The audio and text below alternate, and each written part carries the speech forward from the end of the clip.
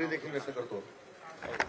नाशिक स्थानिक स्वराज्य संस्थेची जी विधान परिषदेची निवडणूक झाली त्या निवडणुकीमध्ये अपक्ष गोकुळ गीते हे विधान परिषदेमध्ये निवडून आले हे आपण सकाळीच सगळ्यांनी दाखवलेलं आहे.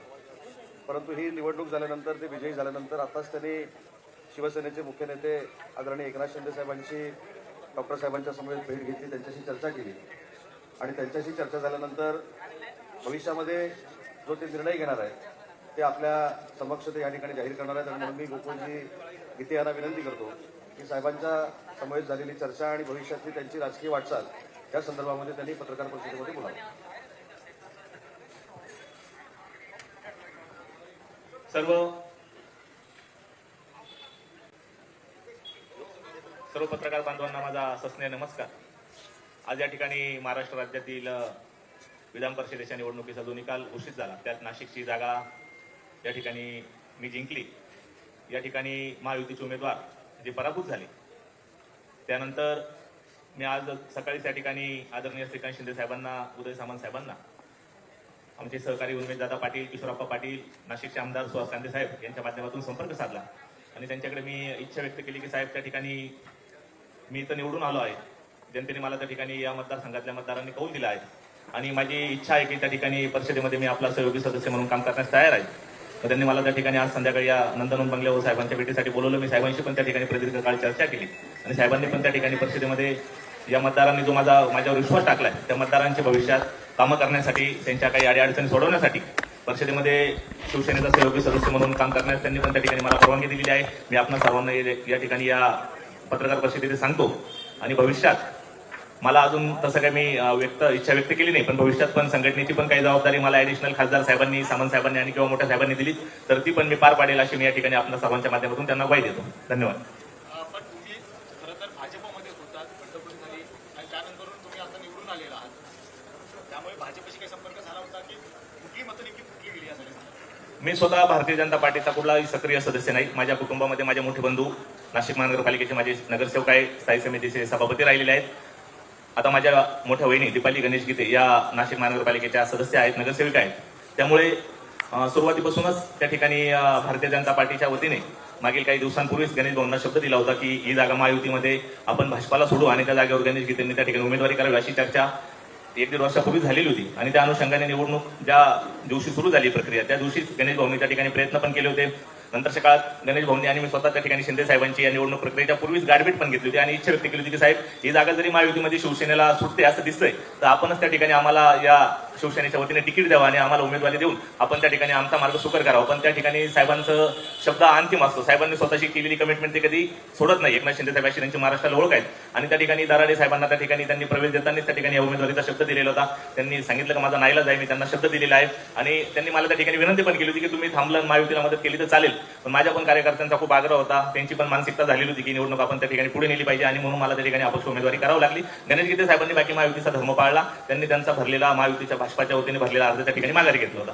मात्र तुमची देखील वारंवार आहे ती भेट घेतली होती, उदय सामंत असतील, त्याबरोबर गिरीश महाजन जे असतील, वारंवार तुमच्या भेटीसाठी नाशिकमध्ये ठाण मारून देखील बसला होता. तरी शेवटच्या क्षणापर्यंत ती काही झालं नाही का की तुम्ही नंतर घरी देखील बसला होता? आज अशी काही बातमी आली की तुम्ही घरात बसून प्रचार न करता निवडून आले, काय नेमकं तथ्य आहे? नाही, हे तर सत्य आहे. माझ्या मित्रांनी, कार्यकर्त्यांनी त्या ठिकाणी निवडणूक पुढे नेली. आपल्याला माहित आहे 9 जूनला त्या ठिकाणी माझ्या घरीच सामंत साहेब, गिरीश महाजन साहेब, दादा भुसे साहेब, बाकीचे पण इतर सर्व आमदार, आमचे चंद्रकांत भैया रघुवंशी बसलेले, त्यांच्या उपस्थित अनेकदा मिटिंगा झाल्या. मी त्यांना सांगितलं की साहेब माझ्यावर कार्यकर्त्यांचा प्रचंड दबाव आहे, रेटा आहे का आपला विजय त्या ठिकाणी त्यांना 22 जूनला दिसत होता. मी साहेबांना पण सांगितलं की साहेब मी 22 जूनला त्या ठिकाणी 100% आमदार होतोय आणि अशा वेळेस तुम्ही एका होणाऱ्या आमदाराला त्या ठिकाणी थांबवताय. पण मला त्या ठिकाणी गिरीश भाऊ महाजनांनी खूप आग्रह केला. मी माझा प्रचार यंत्रणा थांबवली होती, पण त्यावेळेस पण मी सांगितलं होतं की मी कुठल्याही उमेदवाराला त्या ठिकाणी पाठिंबा दिलेला नव्हता.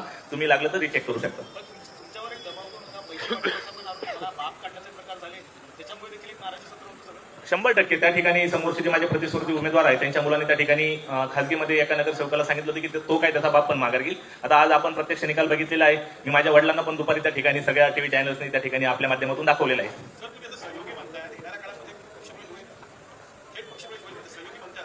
आता तर मी फक्त परिषदेमध्ये उद्या त्या ठिकाणी सहयोगी सदस्य म्हणून शपथविधी घेणार आहे. भविष्यात जर मला श्रीकांत शिंदे साहेबांनी किंवा मोठ्या साहेबांनी काही जबाबदारी घेतली तर नक्की, कारण मला मी त्या ठिकाणी शिंदे साहेबांच्या कामाने प्रभावित झालेला आहे आणि मेन म्हणजे त्यांनी दिलेला शब्द अंतिम असतो. त्यांनी शेवटपर्यंत दराड्याने विजय करण्यासाठी जे काही प्रयत्न केले आपण सर्व उभ्या महाराष्ट्राने ते पाहिलेले आहेत आणि मी पण त्या ठिकाणी वास्तविक साहेबांचा शब्द धरला असता तर कदाचित आज या ठिकाणी मी दिसलो नसतो. पण धर्म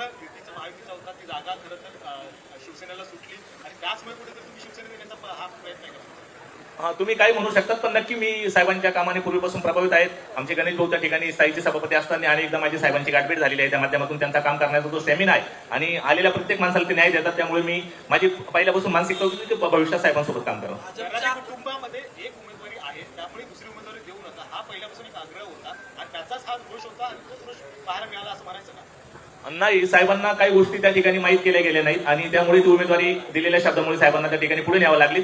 पण उमेदवाराबद्दल प्रचंड नाराजी होती ती या ठिकाणी आपल्याला माझ्या निकालातून आपल्याला जाणवते, दिसते. भाजपच्या काही लोकांनी तुम्हाला संपर्क साधण्याचा सुद्धा प्रयत्न केला, अशा सुद्धा बातम्या सकाळपासून येत नाही, असा काही माझ्या कुठेही प्रयत्न झालेला नाही आणि कोणी मला संपर्क पण तुम्हाला फोनच आला नाही. नाही. आला असेल तर माझ्या मोठ्या बंधूंना माहिती. मला मी त्या ठिकाणी भारतीय जनता पार्टीचा कुठेही सक्रिय सदस्य नाही. मी वारंवार सांगतो पहिल्या दिवसापासून. मन वळवण्यासाठी तुम्ही अपक्ष बिलकुल नाही, बिलकुल नाही. सर, संध्याकाळपासून बातम्या होत्या की तुम्ही पक्षप्रवेश करणार आहात, का नाही झाला? काही टेक्निकल किंवा नाही, याबद्दल मला काही माहिती नाही. सक्रिय शिवसेनेमध्ये होणार असं म्हणायचं का आपल्या इथे काय? भविष्यात मला संधी दिली तर नक्की होईल. हिंदी माझी इतकी चांगली नाही. श्रीकांतजी, भविष्यात संधी दिली तर ते म्हणतायत की पक्षामध्ये येईल, काय नेमकं आहे ते? मी सर्वप्रथम तर गोकुळजी गीते यांचं अभिनंदन करतो. आजच त्यांचा विजय त्या ठिकाणी झालेला आहे आणि ते आमदार म्हणून निवडून आलेले आहेत. निवडणुकीमध्ये महायुतीच्या उमेदवाराचा पराभव झालेला आहे. निवडणुकीमध्ये यश अपयश जे आहे ते येत असतं. अशा परिस्थितीमध्ये गोकुळ गीते हे जे आहेत हे निवडून आले आणि निवडून आल्या शिंदेसाहेबांची भेट त्यांनी घेतली. शिंदेसाहेबांच्या कामावरती प्रभावित होऊन त्या या ठिकाणी आपल्या सगळ्यांशी संवाद साधतात.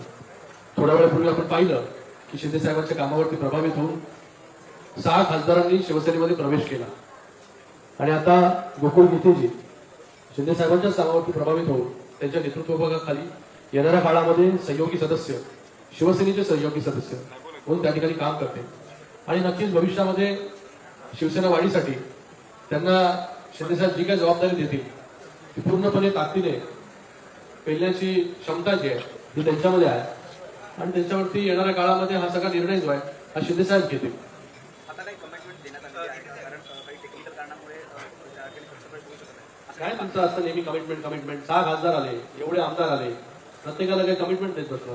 शिवसेनेने काय डबल धमाका केला? शिंदे साहेबांवरती विश्वास आणि शिंदे साहेबांची कामाच्या प्रती कमिटमेंट हेच गमक जे आहे हे सगळ्यांना जे आहे हे शिवसेनेमध्ये खेचून आणते. प्रत्येक जण काय बोलणार, मला मंत्री करा, प्रत्येक जण मला असं वाटतं का अरे सगळ्या गोष्टी ज्या आहेत त्या कमिटमेंटवरती नाही. कमिटमेंट म्हणजे कामाच्या प्रति कमिटमेंट असते. शिंदे साहेबांबरोबर जो जोडला जातो त्याच्या प्रति कमिटमेंट असते शिंदे साहेबांची. जशी महायुतीच्या उमेदवाराच्या प्रति कमिटमेंट होती, शेवटपर्यंत जी कमिटमेंट जी आहे ही शिंदे साहेबांनी पाळली त्या ठिकाणी आणि शब्द जो दिला होता हा शब्द दिल्यामुळे जो आहे हा महायुतीचा उमेदवार जो तिकडे बदलला नाही. महायुतीचा उमेदवार ज्याला कमिटमेंट दिली होती त्याच्या बाजूने जे शिंदे साहेब जे आहे हे शेवटच्या क्षणापर्यंत उभे राहिले.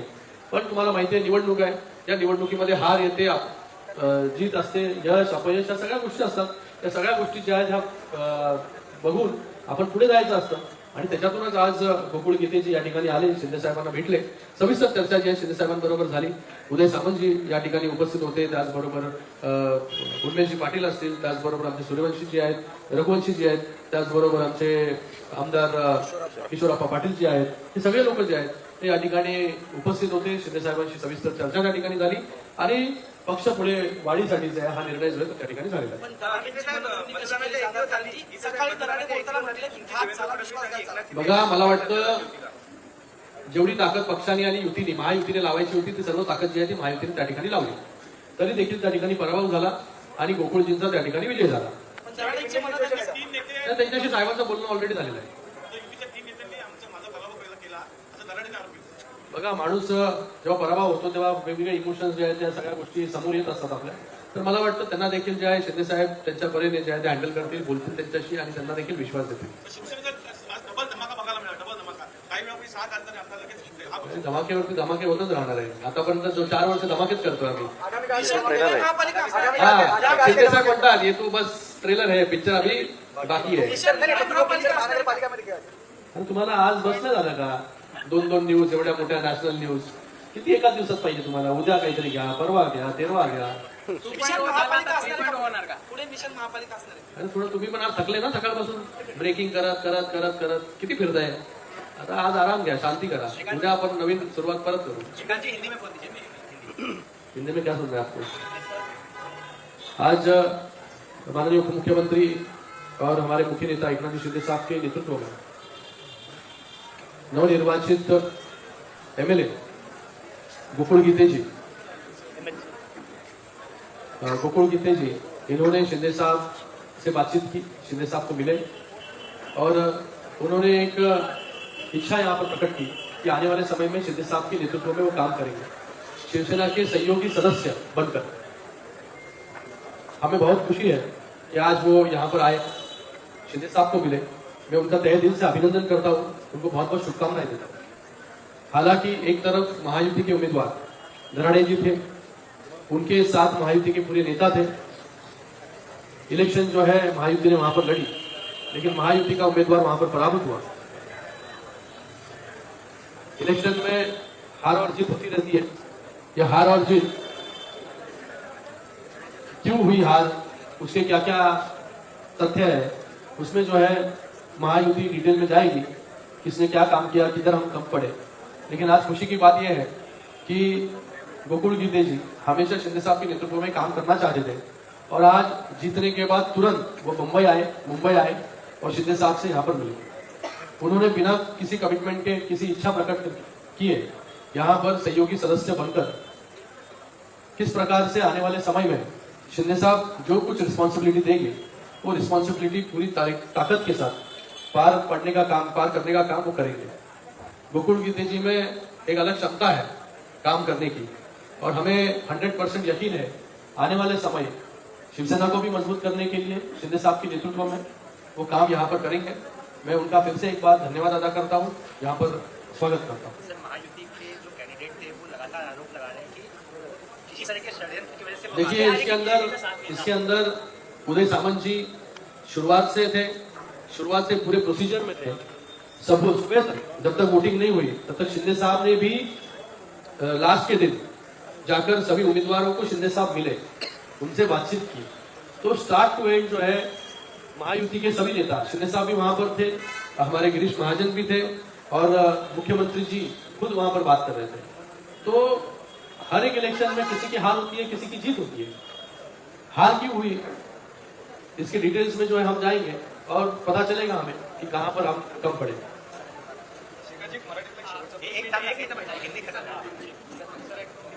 सर, आज आप जीत कर आए हैं, आपने इच्छा व्यक्त की है कि आप शिवसेना के घटक के रूप में काम करेंगे। पहले तो आपका अनुभव और आप पे जो लगे थे आरोप कि आपने पैसे बांटे, तमाम तरह की चीजें हुई, उस पर क्या? ऐसे तो कोई आरोप मुझ पे डायरेक्ट हुए नहीं, इसके बारे में मुझे कोई पता नहीं। आज हुए होंगे तो आज मैं बिजी था, आनंद उत्सव में शामिल था, तो मुझे इस चीजों के बारे में अभी आपके माध्यम से पता चल रहा है। बाकी मैंने आपको मराठी माध्यम को बताया कि ये जो चुनाव शुरू हुआ तो उसके शुरुआत में मैंने मेरे और मेरे बड़े भाई जो बीजेपी के सक्रिय सदस्य थे उन्होंने शिंदे साहब से कांटेक्ट किया था और हमने इच्छा प्रकट की थी कि अगर यूपी में ये जगह शिवसेना को जाती है तो आप हमारा कैंडिडेट वहाँ पे आप सोचे। लेकिन वहाँ पे उन्होंने दराड़ी जी को पहले ही शब्द दिया था और वो शब्द पे अटल रहे। बाद में मैंने वहाँ पे इंडिया पे कैंडिडेट के तेज मैंने नॉमिनेशन दाखिल किया था, आज मैं चुन के आया। शेखर जी, एक असा प्रश्न आहे की गोकुळ गीते जी असतील या 6 खासदार महाविकास आघाडीच्या मतांवर हे निवडून आले असं म्हटलं जाते, त्याच्यावर ते कोणाच्या मतावर निवडून आले?